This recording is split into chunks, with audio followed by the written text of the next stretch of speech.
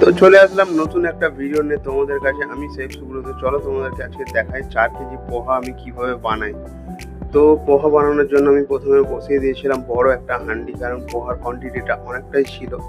তো হাঁড়িটা গরম হতে এর মধ্যে তেল ঢেলে দিয়ে দিলাম কারি পাতা দেওয়ার পরে এরপরে দিয়ে দিলাম গ্রিন পিস, যাতে ফ্লেভারটা না যায়। আর সাউথ ইন্ডিয়ান তরকাটা আমি আলাদাভাবে বানিয়ে রেখেছিলাম সবজি, গাজর, বিনস আর বাদাম দিয়ে। তারপরে একে একে সব মশলাগুলো দিয়ে দেবো। দেখো, হলুদ, লঙ্কা গুঁড়ো, আরও সাম্বার মশলা অল্প একটু দিয়েছিলাম।